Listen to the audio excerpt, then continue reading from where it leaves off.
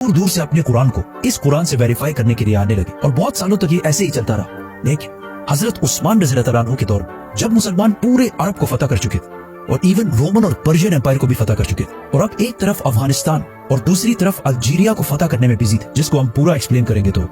Subscribe. तो इस इतनी बड़ी एम्पायर की आर्मी में से एक फौज रशिया के बॉर्डर्स के पास आर्मीनिया को फतह कर रही थी। एक दिन वही रशिया के बॉर्डर के पास मस्जिद में नमाज के बाद कुछ लोग खड़े हुए और उन्होंने इमाम से कहा कि आपने इस नमाज में जो कुरान की आयत पढ़ी वो गलत है और वो इस तरह नहीं बल्कि इस तरह है। जिस पर कुछ और लोग खड़े हुए और कहा कि नहीं, इमाम ने बिल्कुल सही पढ़ी। इन दोनों ग्रुप्स की मस्जिद के अंदर ही बहुत सख्त लड़ाई होने वाली थी कि इस फौज के कमांडर हुज़ैफा ने इन्हें रोक दी। जैसे ही ये फौज जिहाद से वापस मदीना पहुंची तो इस फौज के कमांडर हुज़ैफा अपने घर जाने के बजाय सीधा खलीफा उस्मान रज़ियल्लाहु अन्हु के पास पहुंचे और उन्हें कहा कि या अमीरुल मोमिनीन, उम्मत मोहम्मद को बचाए, और हजरत उस्मान रज़ियल्लाहु अन्हु को वो सारा किस्सा सुनाया। असल में ये दोनों ग्रुप्स ही बिल्कुल सही कह रहे थे, क्योंकि इससे पहले कुरान सिर्फ मक्का के एक्सेंट में नहीं बल्कि अरब के बहुत सारे लहजों में लिखा हुआ था। लेकिन कुरान इतने लहजों में होने की वजह से आहिस्ता आहिस्ता मुसलमानों में इख्तिलाफ बढ़ रहा था। तो हजरत उस्मान रज़ियल्लाहु अन्हु ने फौरन फैसला किया कि कुरान के बाकी सारे एक्सेंट्स को खत्म करके कुरान को एक ही एक्सेंट में लिखा जाए, मक्का के एक्सेंट जो रसूलुल्लाह सल्लल्लाहु अलैहि वसल्लम का लहजा था, ताकि उम्मत में कोई भी कुरान की वजह से इख्तिलाफ में ना पड़ सके। और इस काम के लिए उन्होंने उसी सहाबी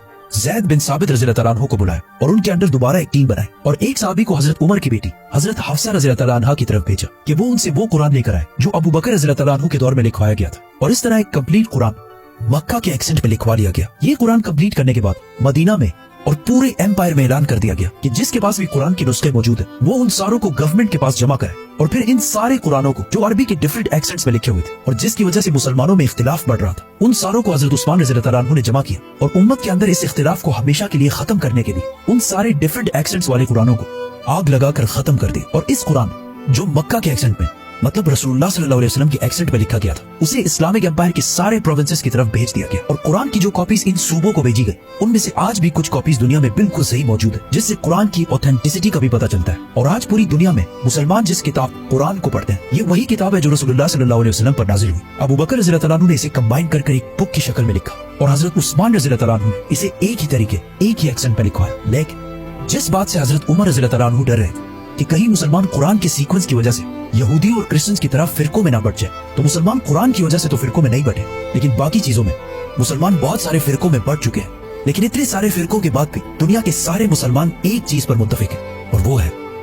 कुरान। रसूलुल्लाह सल्लल्लाहु अलैहि वसल्लम की वफात के कुछ ही अरसे बाद ऑलमोस्ट पूरे अरब ने पहले खलीफा अबू बकर रज़ियल्लाहु अन्हु के खिलाफ बगावत का ऐलान कर दिया। लेकिन अबू बकर रज़ियल्लाहु अन्हु ने बहुत तेजी से इन सारी बगावतों को अपने जनरल खालिद बिन वलीद की लीडरशिप में क्रश कर दिया। नाउ एक बार फिर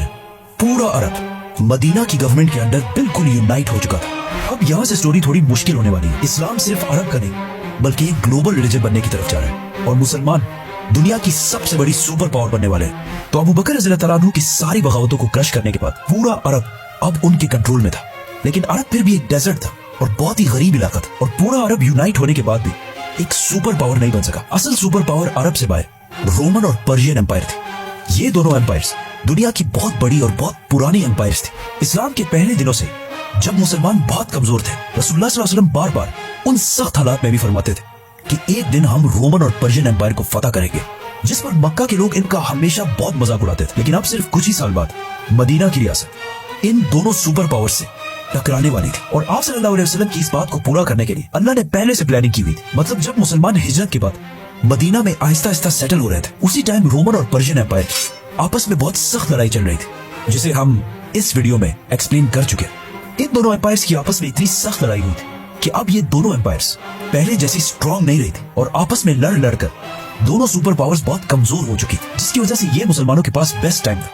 कि इन दोनों सुपर पावर्स को वंस एंड फॉर ऑल खत्म कर दिया जाए, क्योंकि ये दोनों एम्पायर्स इस्लाम के लिए सबसे बड़ा खतरा थे। फॉर एग्जाम्पल रोमन एम्पायर की बादशाह हेराक्लियस, उन्होंने जंगी मुता और जंगी तबूक पे मुसलमानों को खत्म करने की कोशिश भी की, लेकिन फिर भी अबू बकर रज़ियल्लाहु अन्हु ने पहला हमला रोमन एम्पायर पर नहीं बल्कि पर्शियन एम्पायर पर किया। इससे कुछ साल पहले रसूलुल्लाह सल्लल्लाहु अलैहि वसल्लम ने दुनिया के सारे बादशाहों की तरफ लेटर्स भेजे थे और उन्हें इस्लाम की तरफ आने का हुक्म दिया था, जिसका सबसे बुरा रिस्पॉन्स पर्शियन बादशाह खुसरो ने दिया था और आप सल्लल्लाहु अलैहि वसल्लम के भेजे हुए लेटर को